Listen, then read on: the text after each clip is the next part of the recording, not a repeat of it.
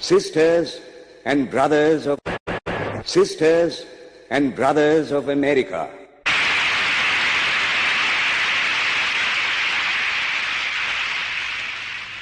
It fills my heart with joy unspeakable to rise in response to the warm and cordial welcome which you have given us. I thank you in the name of the most ancient order of monks in the world. I thank you in the name of the mother of religions. And I thank you in the name of the millions and millions of Hindu people of all classes and sects. My thanks also to some of the speakers on this platform who, referring to the delegates from the Orient, have told you that these men from far-off nations may well claim the honor of bearing to different lands the idea of toleration. I am proud to belong to a religion which has taught the world both tolerance and universal acceptance.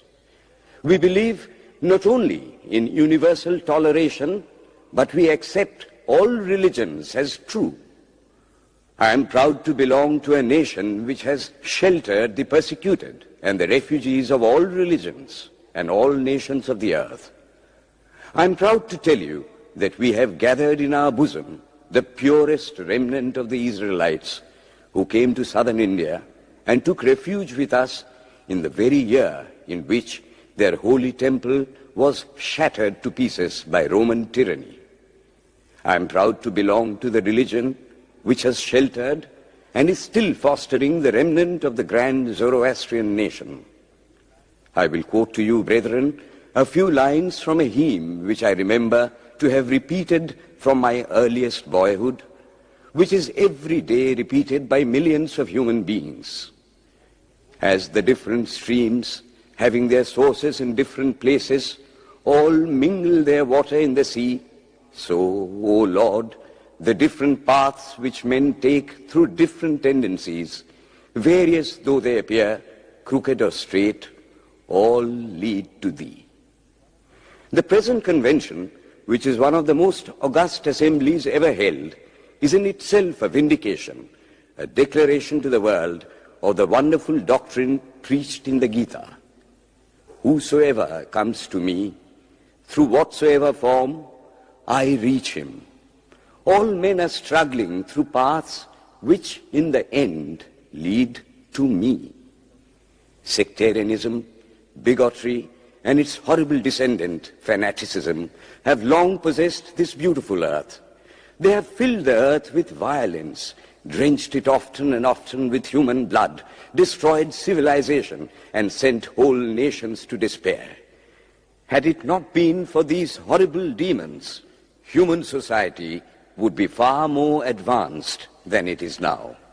But their time is come, and I fervently hope that the bell that tolled this morning in honor of this convention may be the death knell of all fanaticism, of all persecutions with the sword or with the pen, and of all uncharitable feelings between persons wending their way to the same goal.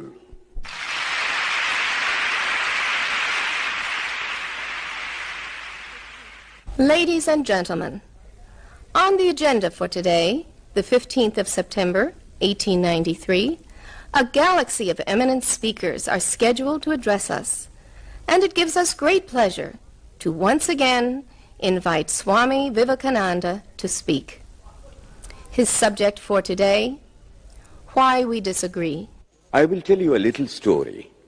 You have heard the eloquent speaker who has just finished say, "Let us cease from abusing each other," and he was very sorry that there should be always so much variance. But I think I should tell you a story which would illustrate the cause of this variance. A frog lived in a well. It had lived there for a long time. It was born there and brought up there, and yet was a little small frog. Of course, the evolutionists were not there then to tell us whether the frog lost its eyes or not, but for our story's sake, we must take it for granted that it had its eyes, and that it every day cleansed the water of all the worms and bacilli that lived in it with an energy that would do credit to our modern bacteriologists. In this way, it went on and became a little sleek and fat. Well, one day, another frog that lived in the sea came and fell into the well. "Where are you from?" "I am from the sea." "The sea? How big is that? Is it as big as my well?" And he took a leap from one side of the well to the other. "My friend," said the frog of the sea, "how do you compare the sea with your little well?" Then the frog took another leap and asked, "Is your sea so big?" "What nonsense you speak, to compare the sea with your well." "Well then," said the frog of the well, "nothing can be bigger than my well. There can be nothing bigger than this. This fellow is a liar, so turn him out." That has been the difficulty all the while. I am a Hindu. I am sitting in my own little well and thinking that the whole world is my little well. The Christian sits in his little well and thinks the whole world is his well. The Mohammedan sits in his little well and thinks that is the whole world. I have to thank you of America for the great attempt you are making to break down the barriers of this little world of ours, and hope that in the future the Lord will help you to accomplish your purpose.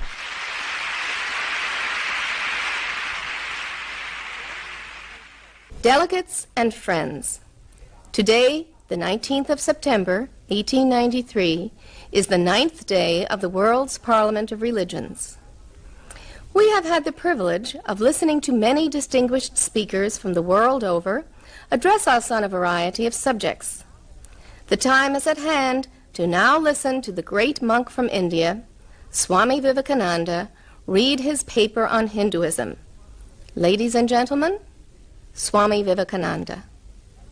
From the high spiritual flights of the Vedanta philosophy, of which the latest discoveries of science seem like echoes, to the low ideas of idolatry with its multifarious mythology, the agnosticism of the Buddhists and the atheism of the Jains, each and all have a place in the Hindu's religion. Where then, the question arises, where is the common center to which all these widely diverging radii converge? Where is the common basis upon which all these seemingly hopeless contradictions rest? And this is the question I shall attempt to answer. The Hindus have received their religion through revelation, the Vedas. They hold that the Vedas are without beginning and without end. It may sound ludicrous to this audience how a book can be without beginning or end. But by the Vedas, no books are meant. They mean the accumulated treasury of spiritual laws discovered by different persons in different times.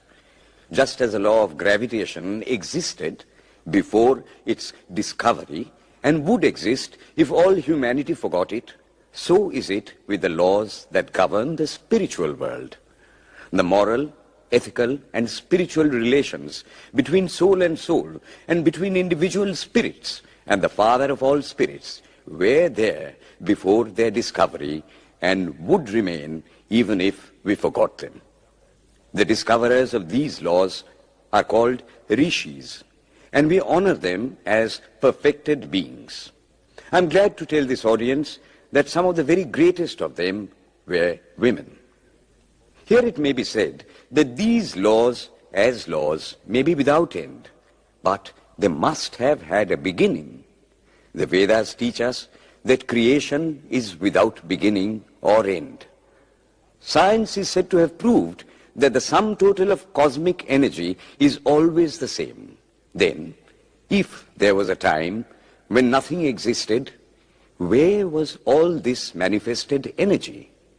Some say it was in a potential form in God. In that case, God is sometimes potential and sometimes kinetic, which would make him mutable. Everything mutable is a compound, and everything compound must undergo that change which is called destruction. So, God would die, which is absurd. Therefore, there never was a time when there was no creation. If I may be allowed to use a simile, creation and creator are two lines without beginning and without end, running parallel to each other. God is the ever-active providence by whose power systems after systems are being evolved out of chaos, made to run for a time and again destroyed. This is what the Brahmin boy repeats every day. The sun and the moon the Lord created like the suns and moons of previous cycles. And this agrees with modern science. Here I stand, and if I shut my eyes and try to conceive my existence, I, what is the idea before me? The idea of a body. Am I then nothing but a combination of material substances? The Vedas declare, no. I am a spirit living in a body. I am not the body. The body will die, but I shall not die. Here am I in this body. It will fall, but I shall go on living. I had also a past. The soul was not created, for creation means a combination, which means a certain future dissolution. If then the soul was created, it must die.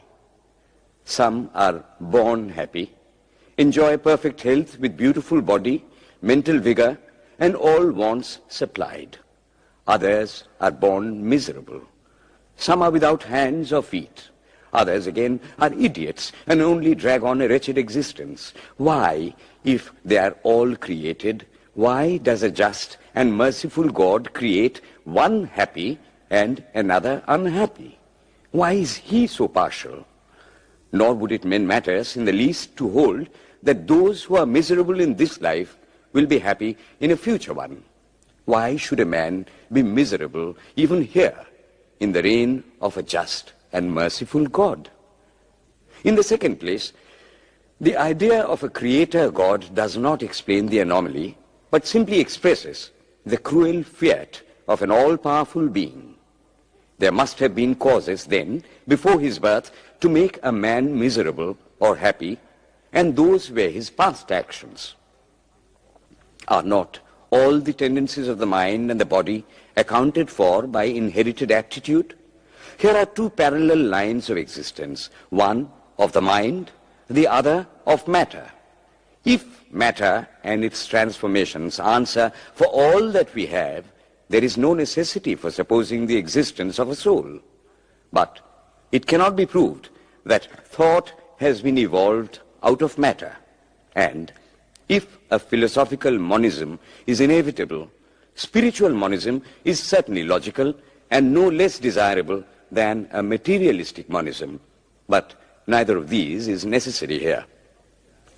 We cannot deny that bodies acquire certain tendencies from heredity, but those tendencies only mean the physical configuration through which a peculiar mind alone can act in a peculiar way. There are other tendencies peculiar to a soul caused by his past actions, and a soul with a certain tendency would, by the laws of affinity, take birth in a body which is the fittest instrument for the display of that tendency. This is in accord with science, for science wants to explain everything by habit, and habit is got through repetitions. So, repetitions are necessary to explain the natural habits of a newborn soul, and since they were not obtained in this present life, they must have come down from past lives. There is another suggestion. Taking all these for granted, how is it that I do not remember anything of my past life? This can be easily explained. I am now speaking in English. It is not my mother tongue. In fact, no words of my mother tongue are now present in my consciousness. But let me try to bring them up. And they rush in. That shows that consciousness is only the surface of the mental ocean, and within its depths are stored up all our experiences. Try and struggle. They would come up and you would be conscious even of your past life. This is direct and demonstrative evidence. Verification is the perfect proof of a theory, and here is the challenge thrown to the world by the rishis. We have discovered the secret by which the very depths of the ocean of memory can be stirred up. Try it, and you would get a complete reminiscence of your past life.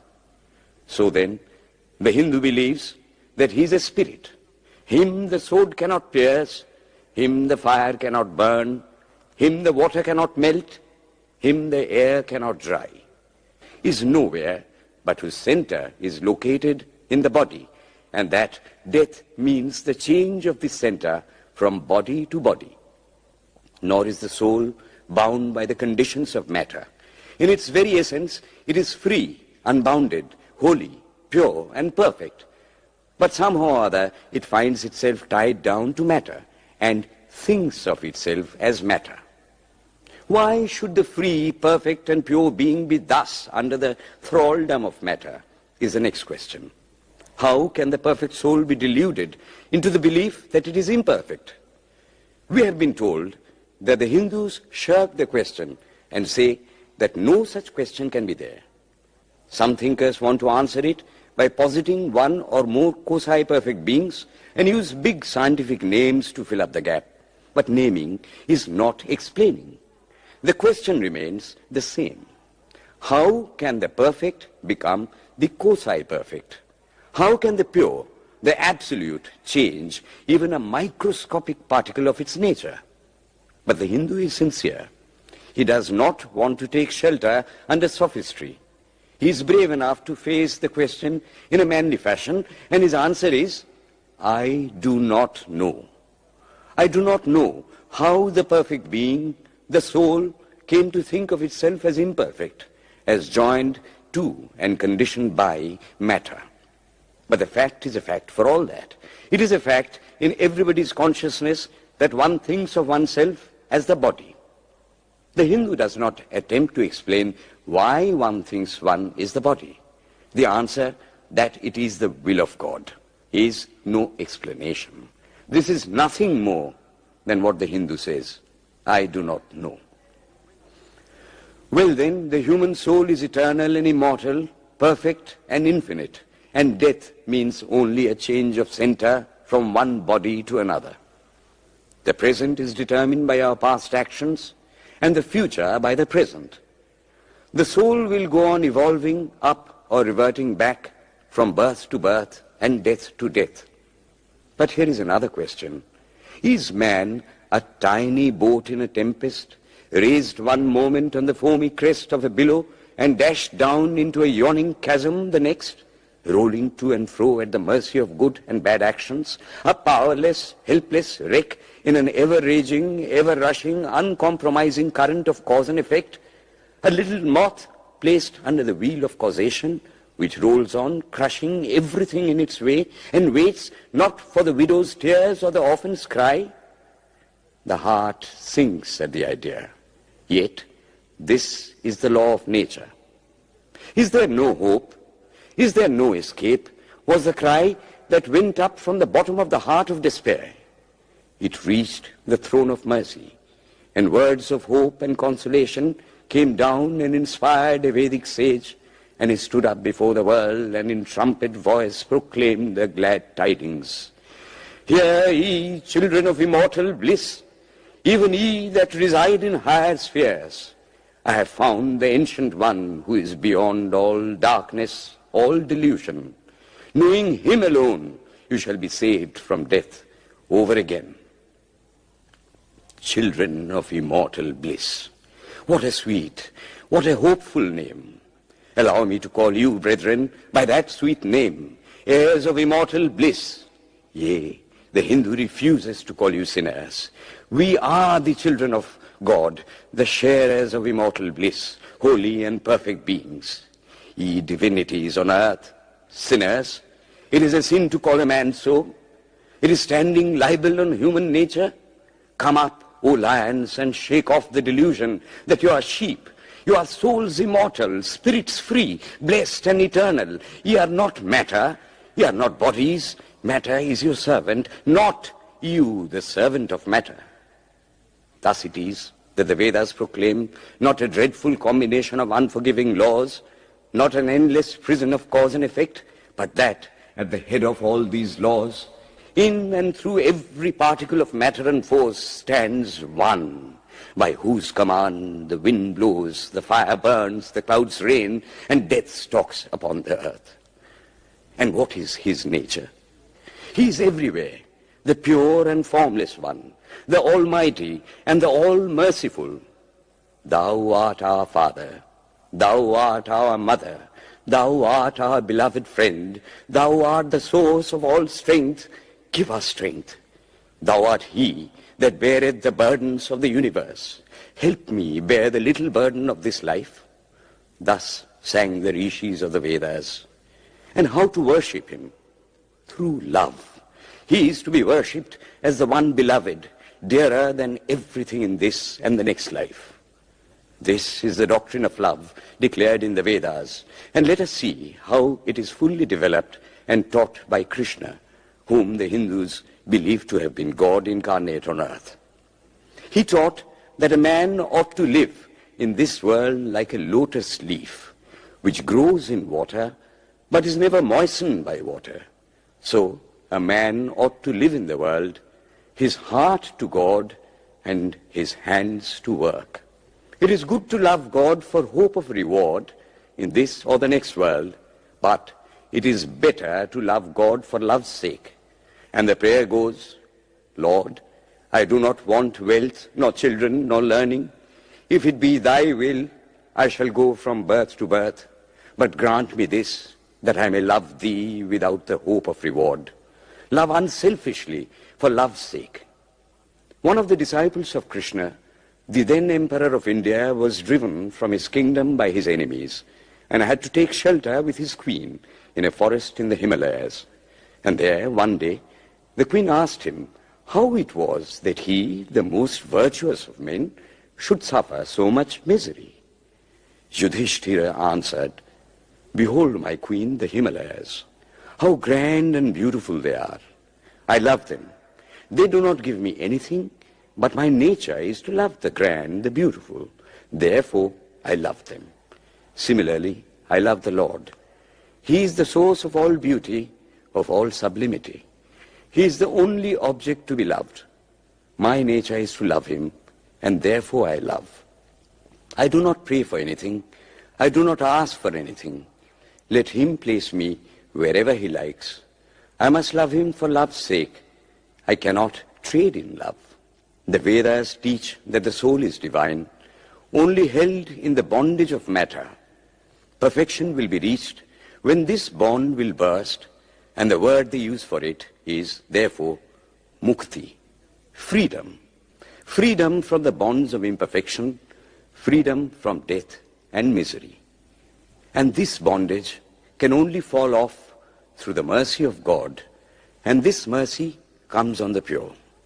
So, purity is the condition of his mercy. How does that mercy act? He reveals himself to the pure heart. The pure and the stainless see God. Yea, even in this life. Then and then only, all the crookedness of the heart is made straight. Then all doubt ceases. He is no more the freak of a terrible law of causation. This is the very center, the very vital conception of Hinduism. The Hindu does not want to live upon words and theories.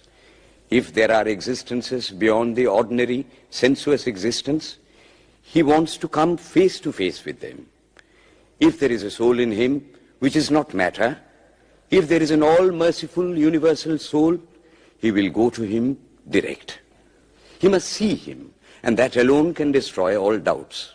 So, the best proof a Hindu sage gives about the soul, about God, is, I have seen the soul, I have seen God.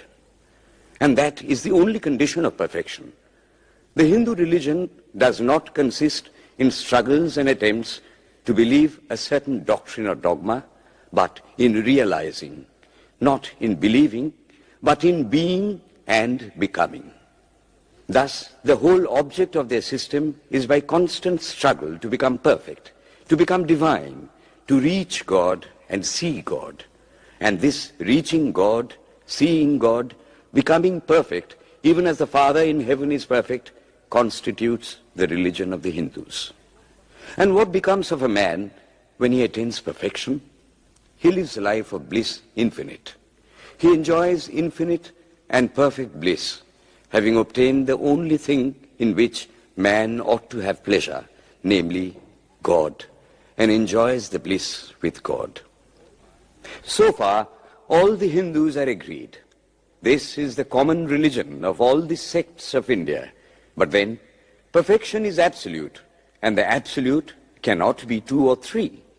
It cannot have any qualities. It cannot be an individual. And so, when a soul becomes perfect and absolute, it must become one with Brahma, and it would only realize the Lord as the perfection, the reality of its own nature and existence, the existence absolute, knowledge absolute, and bliss absolute. We have often and often read this called the losing of individuality and becoming a stock or a stone. He jests at scars that never felt a wound. I tell you, it is nothing of the kind. If it is happiness to enjoy the consciousness of this small body, it must be greater happiness to enjoy the consciousness of two bodies, the measure of happiness increasing with the consciousness of an increasing number of bodies, the aim, the ultimate of happiness being reached when it would become a universal consciousness. Therefore, to gain this infinite universal individuality, this miserable little prison individuality must go. Then alone can death cease when I am one with life. Then alone can misery cease when I am one with happiness itself. Then alone can all error cease when I am one with knowledge itself. And this is the necessary scientific conclusion.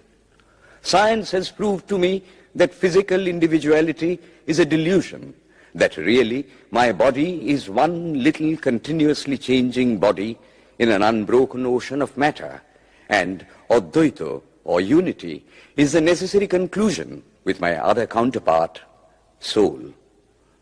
Science is nothing but the finding of unity. As soon as science would reach perfect unity, it would stop from further progress, because it would reach the goal. Thus, chemistry could not progress farther when it would discover one element out of which all others could be made. Physics would stop when it would be able to fulfill its services in discovering one energy of which all the others are but manifestations. And the science of religion become perfect when it would discover Him who is the one life in a universe of death, Him who is the constant basis of an ever-changing world, one who is the only soul of which all souls are but delusive manifestations. Thus is it, through multiplicity and duality, that the ultimate unity is reached. Religion can go no farther. This is the goal of all science. All science is bound to come to this conclusion in the long run. Manifestation and not creation is the word of science today.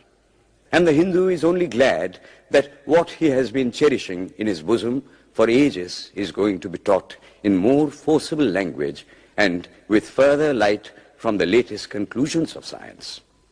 Descend we now from the aspirations of philosophy to the religion of the ignorant. At the very outset, I may tell you that there is no polytheism in India.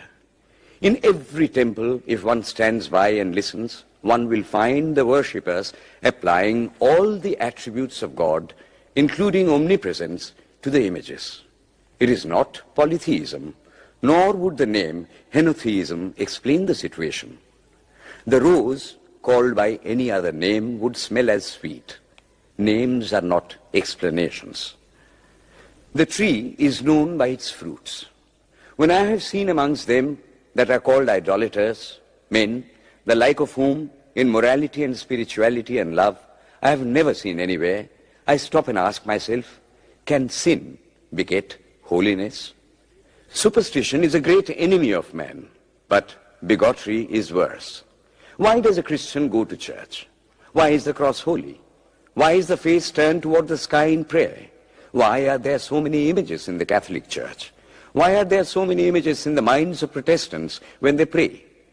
My brethren, we can no more think about anything without a mental image than we can live without breathing. By the law of association, the material image calls up the mental idea and vice versa. This is why the Hindu uses an external symbol when he worships. He will tell you it helps to keep his mind fixed on the being to whom he prays. He knows, as well as you do, that the image is not God, is not omnipresent. After all, how much does omnipresence mean to almost the whole world? It stands merely as a word, a symbol. Has God superficial area? If not, when we repeat that word omnipresent, we think of the extended sky or of space. That is all. As we find that somehow or other, by the laws of our mental constitution, we have to associate our ideas of infinity with the image of the blue sky or of the sea, so we naturally connect our idea of holiness with the image of a church, a mosque, or a cross. The Hindus have associated the ideas of holiness, purity, truth, omnipresence, and such other ideas with different images and forms.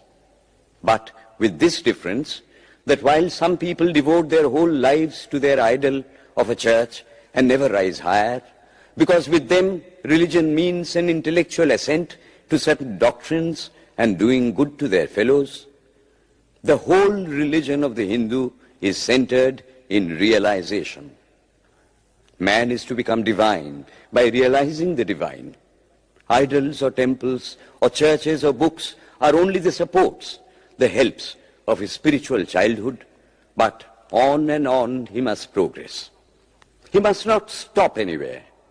External worship, material worship, say the scriptures, is the lowest stage.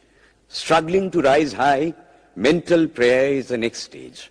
But the highest stage is when the Lord has been realized. Mark, the same earnest man who is kneeling before the idol tells you, him the sun cannot express, nor the moon, nor the stars, the lightning cannot express him, nor what we speak of as fire. Through him they shine. But he does not abuse anyone's idol or call its worship sin. He recognizes in it a necessary stage of life. The child is father of the man.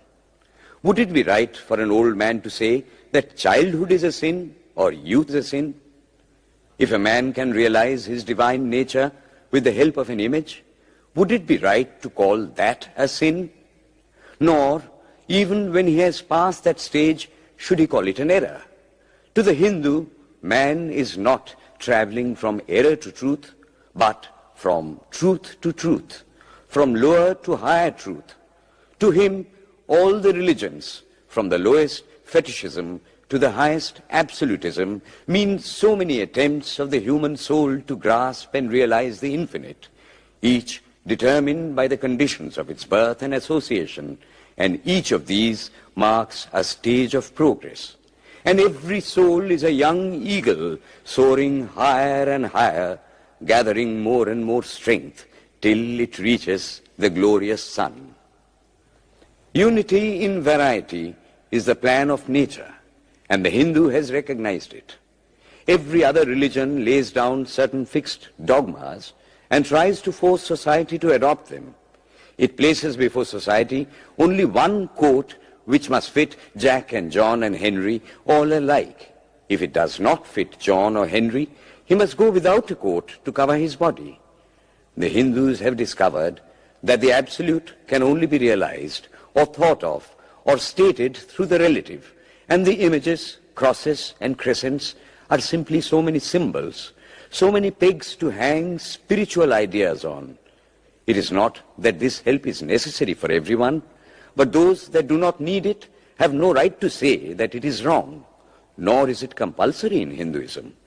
One thing I must tell you, idolatry in India does not mean anything horrible. It is not the mother of harlots. On the other hand, it is the attempt of undeveloped minds to grasp high spiritual truths. The Hindus have their faults, they sometimes have their exceptions, but mark this, they are always for punishing their own bodies and never for cutting the throats of their neighbors. If the Hindu fanatic burns himself on the pyre, he never lights the fire of inquisition. And even this cannot be laid at the door of his religion any more than the burning of witches can be laid at the door of Christianity. To the Hindu, then, the whole world of religions is only a traveling, a coming up of different men and women through various conditions and circumstances to the same goal. Every religion is only evolving a God out of the material man, and the same God is the inspirer of all of them. Why then are there so many contradictions? They are only apparent, says the Hindu. The contradictions come from the same truth, adapting itself to the varying circumstances of different natures. It is the same light coming through glasses of different colors, and these little variations are necessary for purposes of adaptation. But in the heart of everything, the same truth reigns. The Lord has declared to the Hindu in his incarnation as Krishna, I am in every religion as a thread through a string of pearls. Wherever thou seest extraordinary holiness and extraordinary power raising and purifying humanity, know thou that I am there. And what has been the result? I challenge the world to find throughout the whole system of Sanskrit philosophy any such expression as that the Hindu alone will be saved and not others. Says Vyasa, we find perfect men even beyond the pale of our caste and creed. One thing more, how then can the Hindu, whose whole fabric of thought centers in God, believe in Buddhism, which is agnostic, or in Jainism, which is atheistic? The Buddhists or the Jains do not depend upon God, but the whole force of their religion is directed to the great central truth in every religion, to evolve a God out of man. They have not seen the Father, but they have seen the Son. And he that hath seen the Son hath seen the Father also. This, brethren, is a short sketch of the religious ideas of the Hindus. The Hindu may have failed to carry out all his plans, but if there is ever to be a universal religion, it must be one which will have no location in place or time, which will be infinite like the God it will preach, and whose sun will shine upon the followers of Krishna and of Christ, on saints and sinners alike, which will not be Brahminic or Buddhistic, Christian or Mohammedan, but the sum total of all these, and still have infinite space for development, which in its Catholicity will embrace in infinite arms and find a place for every human being from the lowest groveling savage, not far removed from the brute, to the highest man towering by the virtues of his head and heart almost above humanity, making society stand in awe of him and doubt his human nature. It will be a religion which will have no place for persecution or intolerance in its polity, which will recognize divinity in every man and woman, and whose whole scope, whose whole force will be centered in aiding humanity to realize its own true divine nature. May he, who is the Brahma of the Hindus, the Ahura Mazda of the Zoroastrians, the Buddha of the Buddhists, the Jehovah of the Jews, the Father in heaven of the Christians, give strength to you to carry out your noble idea. The star arose in the east. It traveled steadily towards the west, sometimes dimmed and sometimes effulgent, till it made a circuit of the world. And now it is again rising on the very horizon of the east, the borders of the sun-bow, 1,000-fold more effulgent than it ever was before.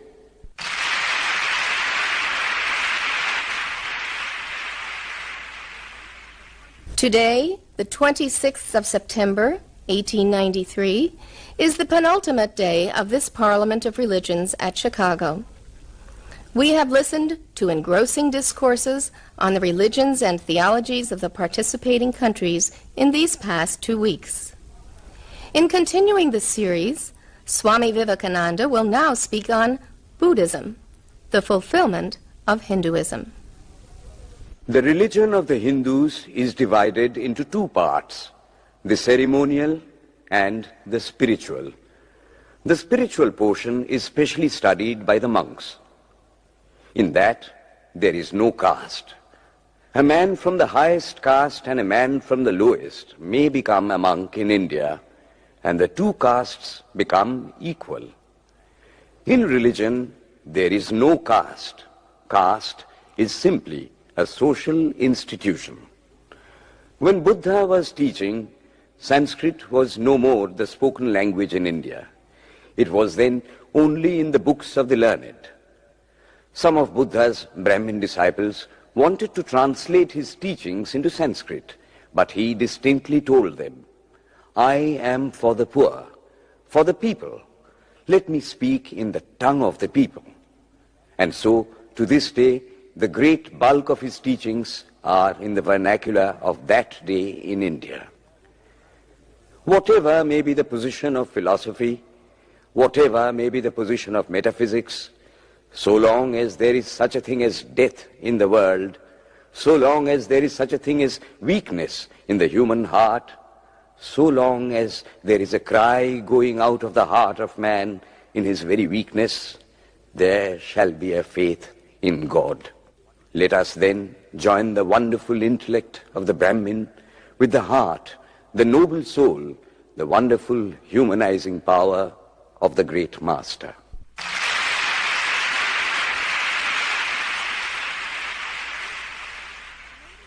Ladies and gentlemen, in a short while from now, the World's Parliament of Religions at Chicago will come to a close. And this day, the 27th of September, 1893, will go down in history as a landmark for more